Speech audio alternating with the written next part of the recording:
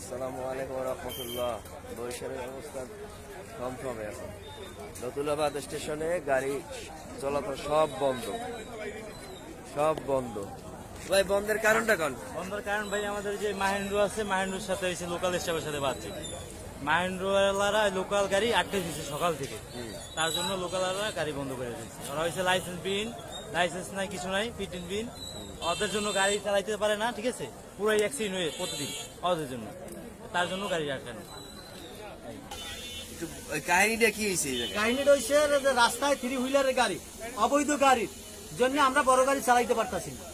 যেহেতু অবৈধ গাড়ির যারা বিশৃঙ্খলা ঘটায়, সম্পূর্ণ দোষ পরে বড় গাড়ি এলাকা। যে আমাদের লাইসেন্স আছে, আমাদের গাড়ি কাগজপত্র কমপ্লিট আছে, তারপর আমরা ঠিক মতো চালাইতে পারি না। যাদের লাইসেন্স নাই, কাগজপত্র নাই, যারা এই রোডে গাড়ি চালানোর যোগ্য না, তারাও এই রোডে গাড়ি চালায়। এজন্য কোনো প্রশাসনিক কোনো ব্যবস্থা নেই না, যার জন্য আমরা চালানোর অযোগ্য, আমরা চালাইতে পারতাছি না। এই জন্য এটা মানে আমরা শ্রমিকরাই পারি না ভয়তে, এই অবৈধ গাড়ির ভয়তে। সেই জন্য আপনারা আন্দোলন করছে, গাড়ি বন্ধ, আমরা চালাবো না, ভয় পাই। কোনো গাড়ি যাচ্ছে না না, কোনো গাড়ি যাচ্ছে না। এটার জন্য আপনারা প্রতিকার চাচ্ছেন কার কাছে? প্রতিকার 3 হুইলারের গাড়িগুলা মেইন রোড থেকে উঠে নেবে। প্রতিকার চাচ্ছেন কার কাছে? চাচ্ছি সরকারের কাছে। হাইওয়ে পুলিশ আছে, ট্রাফিক সার্জন আছে, যারা দায়িত্বে আছে তাদের কাছে। কিন্তু তারা একই কথা বলে, আমরা দেখতে আছি, ব্যবস্থা নিতে আছে। কবে যে ব্যবস্থা নেবে, কবে যে দেখবে, এটা কোনো তারিখ ঠিক নাই, নির্ধারিত কোনো টাইম নেই। পক্ষেরই মোটামুটি একটা বক্তব্য নিলাম, দেখলাম দুই ধরনের দুই গ্রুপের কথা, মাহিন্দ্র এবং বাস শ্রমিকদের। যাই হোক, কত যাত্রী এদিকে এখন হাঁটতেছে, মানুষজনের বিপদ অবস্থা। পুরা নতুল্লাবাদ স্টেশন অবরুদ্ধ, নতুল্লাবাদ স্টেশন অবরুদ্ধ। বাস শ্রমিকের লোকজন এই যে সম্পূর্ণ এই রাস্তা দিয়ে অবরুদ্ধ করে রাখছে। যাই হোক, শ্রমিকদের আন্দোলন চলছে। এর একটা প্রতিকার না হওয়া পর্যন্ত বরিশাল বরিশাল বিভাগ থেকে কোনো গাড়ি চলাচল আর করতে পারবো না, এরকম একটা বিষয়। যেহেতু শ্রমিকদের আন্দোলন এবং দুই পক্ষই শ্রমিক, মাহিন্দ্র এবং বাস শ্রমিক। ভাই আসল কাহিনীটা কোন, কি ব্যাপারে? এই যে মাত্র এইমাত্র আসলাম, দেখলাম তো গাড়িগুলি বন্ধ। আসলে কি সমস্যা তো জানতে হবে।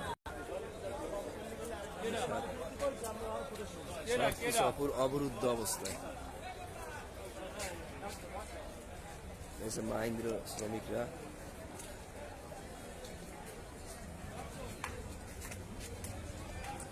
যাত্রীদের দুর্ভোগ শুরু হয়ে গেছে।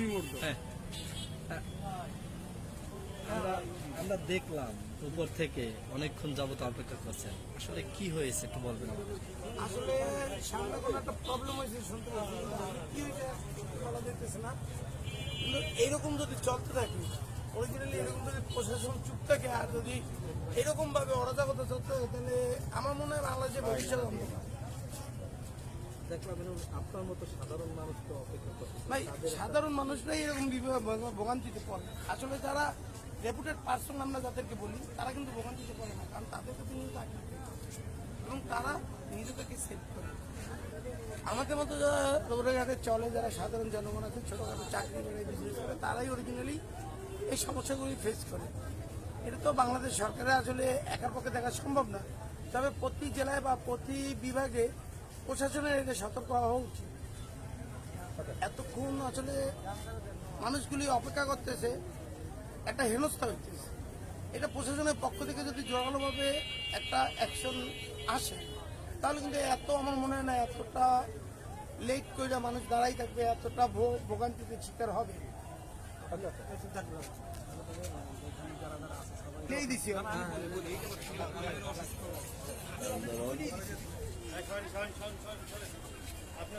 না বন্ধু, আমার খুব ভালো একটা বক্তব্য রাখছে।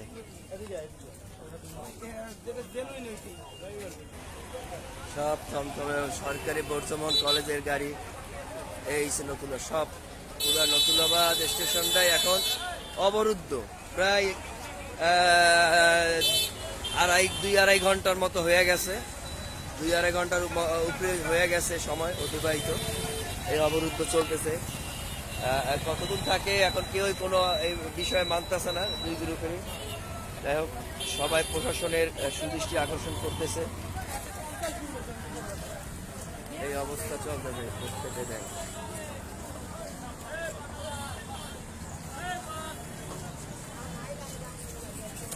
যারা সবাই ভালো থাকবেন, যত সম্ভব তাড়াতাড়ি এই দুর্ভোগ মানুষের জনগণের যে হচ্ছে জাতিদের, সেটা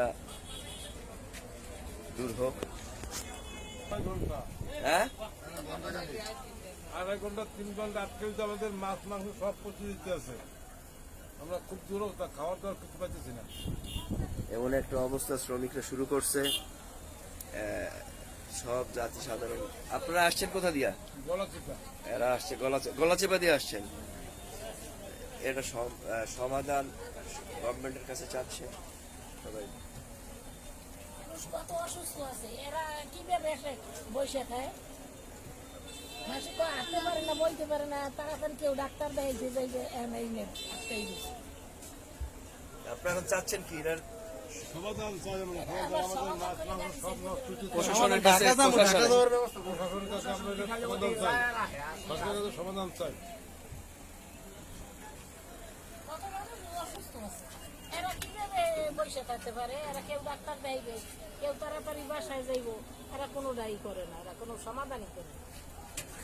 তো সাধারণ জনগণের কথা শুনলেন, অবশ্যই এইটার সমাধান একটা হবে ইনশাল্লাহ।